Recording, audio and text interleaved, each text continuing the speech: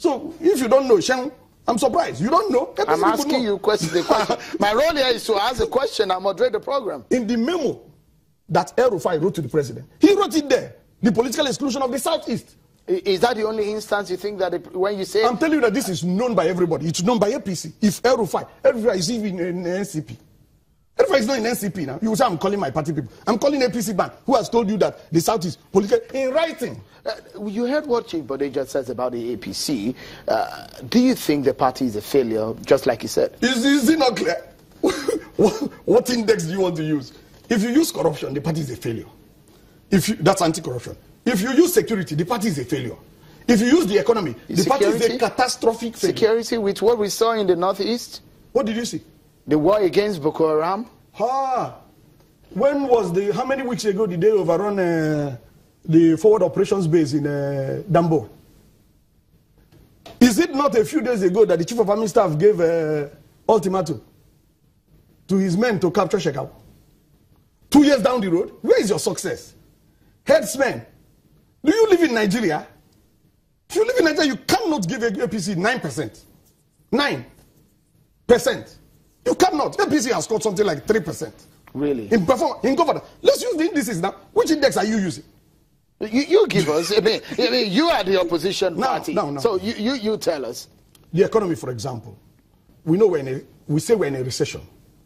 But go and check the technical definition of a recession. This is not a recession. This is a stagflation. In 13 months, the APC ran the economy into a recession. In the succeeding 11 months, they ran it into a stagflation. If that is good performance for you, I'll be shocked. So it's very clear. The indices are clear. These are not my indices. These are not NCP indices.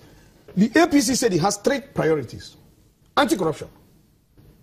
The corruption now is 1,000 times higher than PDP corruption. Really? Oh, yes. Let me give you one index. How do you mean? Very good. The APC said they spent $2.6 billion on IDPs.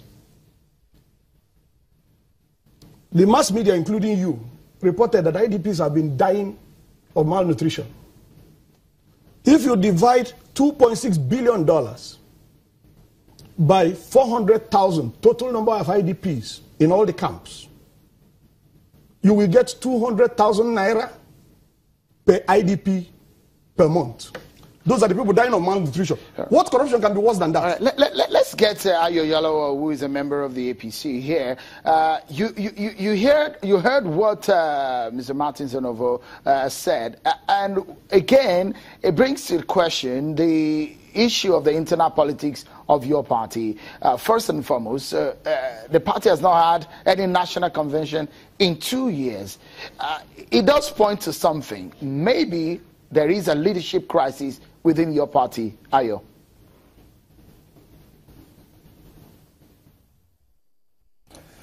Well, I don't know that man. I think he will do well if he and his party can start doing politics on ground rather than always coming to channels and getting very worked up and unnecessarily angry. You see, APC is not the reason why his charade that he called National Conference or whatever they say they had, in wherever they had it. Nobody knew about it.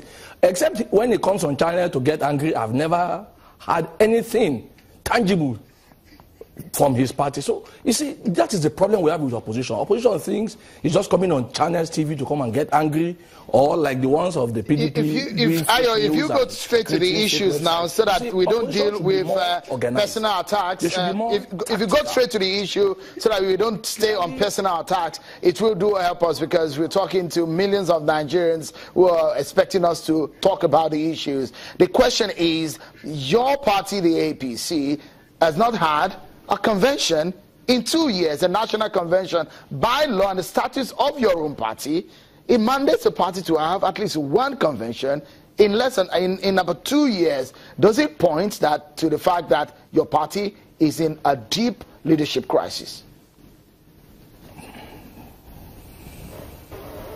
Sure. I'm sure you had clearly in the news just about a few days ago, the convention of our party has been slightly moved forward because of the absence of the president, which is out of respect. So I don't know what the issue is about. I am well aware that There have been several Board of Trustees meetings, and the convention was slated for a certain date, but has now been moved until the president is back. So what is the problem in that? So seriously, like I was saying before I was interrupted, the opposition in Nigeria must organize itself to a point where they will offer alternative to whatever policy the ruling government or party is giving. Not about getting angry, not about just slating and giving facts without figures, I mean, contorted facts, as it were. So I would have expected that the opposition will say, look, whatever this party is doing, this is what we will have done, given the same opportunity. That, for me, is opposition. Okay. Now, we are not saying that. All you see is the APC is this, the APC, he has claimed that the APC is corrupt, the APC has done this, and he has not been able to name one person that has been either caught as a corrupt person or charged to court. The only challenge the APC had was with the SGF, and he's no longer on his seat. And that issue will have been dispensed with if not for the unfortunate illness of the president. You remember that the Monday that the result will have been presented to the president was a Sunday. I mean, the Sunday before that Monday, he traveled. So when people just make issues because the APC is the opposition, the ruling party, you can sympathize with them. But we will have expected that these parties will do more than just come on TV and get angry and just slate the party, or the ruling party, without figures, without fact, without any preparation whatsoever, aside being angry. Okay, we take another breather, but when we come back, more on the issues of opposition role in Nigeria. The question will be, when we're talking about opposition, what about the ruling party? Is the ruling APC in a slumber mode? We'll find out more about that.